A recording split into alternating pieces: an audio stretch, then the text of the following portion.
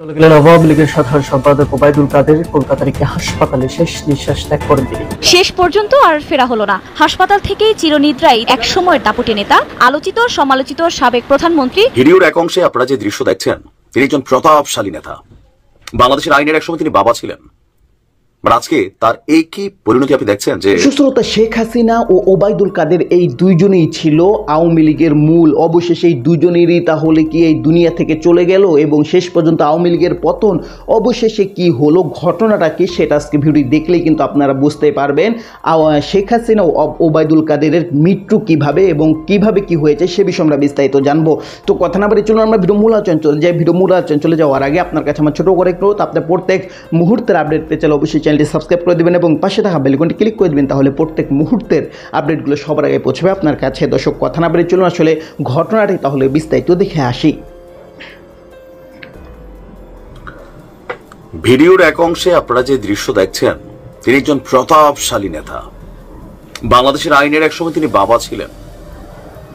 আজকে তার এই কি পরিণতি আপনি দেখছেন যে প্রকাশ্যে আদালত প্রাঙ্গণে চর থাপ্পড় কিল ঘুষি কোন রকমের দৌড়ে পুলিশ ভ্যানে উঠে তিনি তার কি জীবন বাঁচিয়েছেন। হয়তো এখানে সুযোগ পাইলে পিটিয়ে মেরা ফেলতো, এরকম পরিস্থিতিটা যা হয়েছে।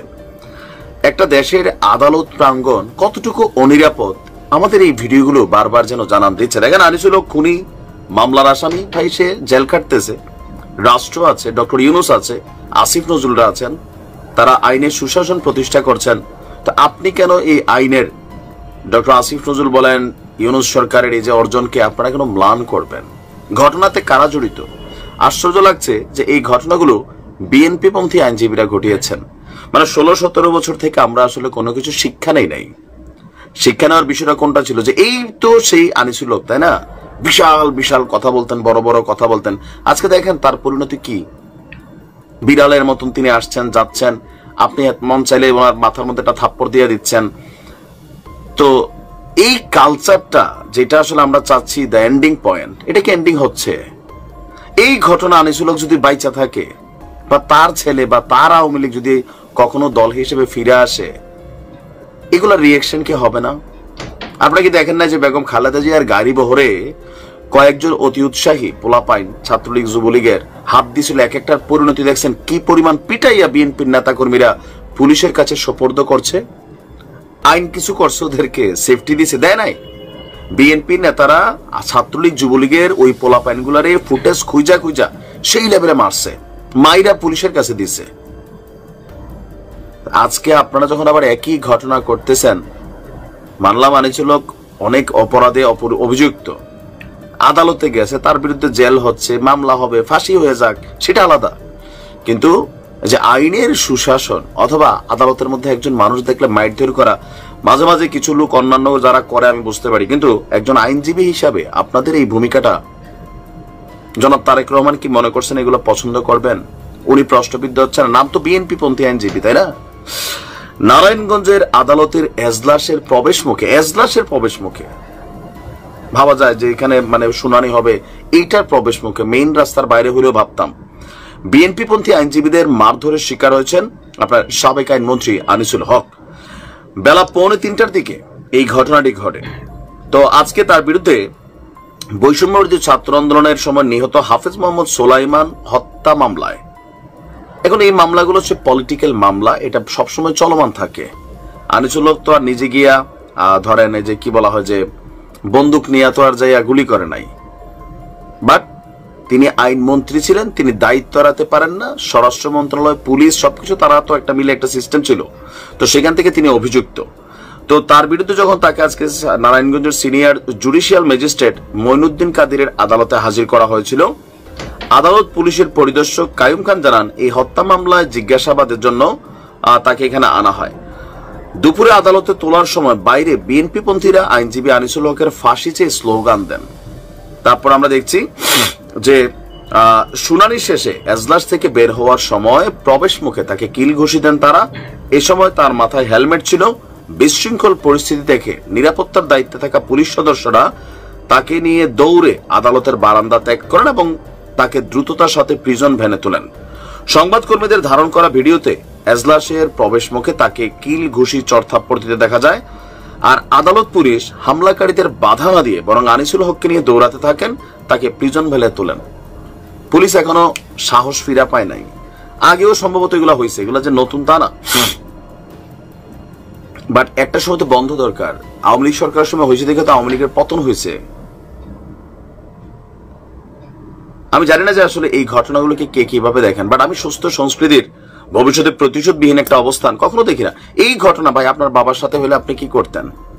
আবার আনিসুল হকদের পরিস্থিতির আমি কোথায় বুঝতে চাই, 8 মাস আগে আনিসুল হকদের দাপটে ওনার এলাকা সারা বাংলাদেশ কইছিল। আজকে এই লোকটার পরিণতি দেখছেন তো, ক্ষমতার অপব্যবহার। রাইট, ক্ষমতা ছিল, আইনের অপব্যবহার করছেন, যা মন চাইছে করছেন, ভাবছেন আমরা তো ফেরাও না, আমাদের তার পরাজয় হবে না, বাট হয়েছে তো। এখান থেকে তো শিক্ষণীয় ইস্যুটা ছিল।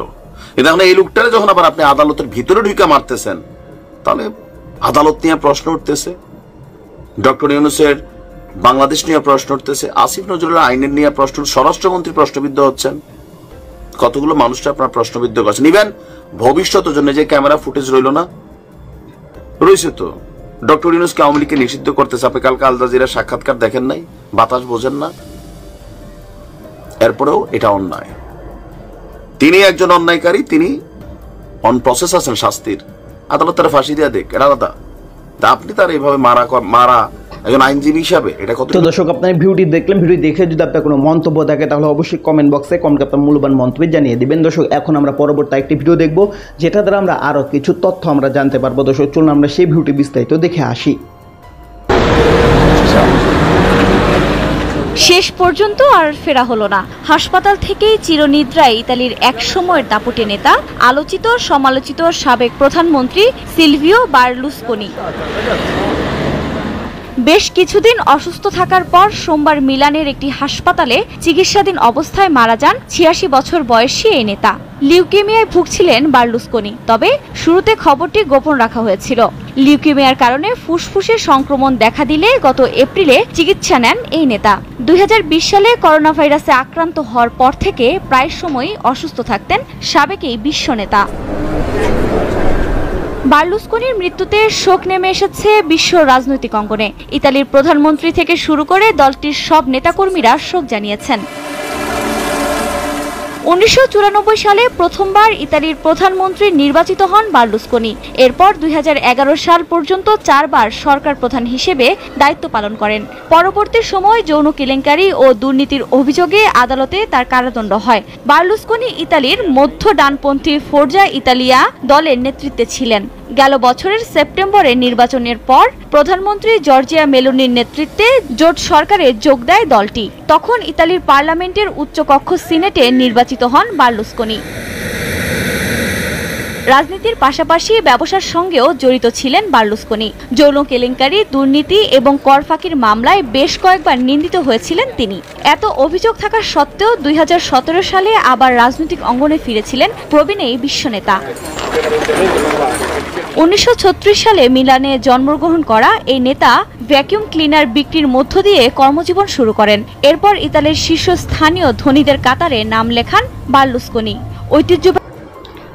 তো দর্শক, আপনার সম্পূর্ণ ভিডিও দেখলেন। সম্পূর্ণ ভিডিও দেখে যদি আপনার কোনো মন্তব্য থাকে তাহলে অবশ্যই কমেন্ট বক্সে আপনার মূল্যবান মন্তব্য জানিয়ে দিবেন। দর্শক, আমরা কথা বলতে বলতে ভিডিও শেষ পর্যন্ত চলে এসেছি। ভিডিও শেষ করে আপনার কাছে আবার অনুরোধ করছি, আপনার প্রত্যেক মুহূর্তের আপডেটগুলো পেতে চাইলে অবশ্যই চ্যানেলটি সাবস্ক্রাইব করে দেবেন এবং পাশে থাকা বেল আইকনটি ক্লিক করে দেবেন, তাহলে প্রত্যেক মুহূর্তের আপডেটগুলো সবার আগে পৌঁছবে আপনার কাছে।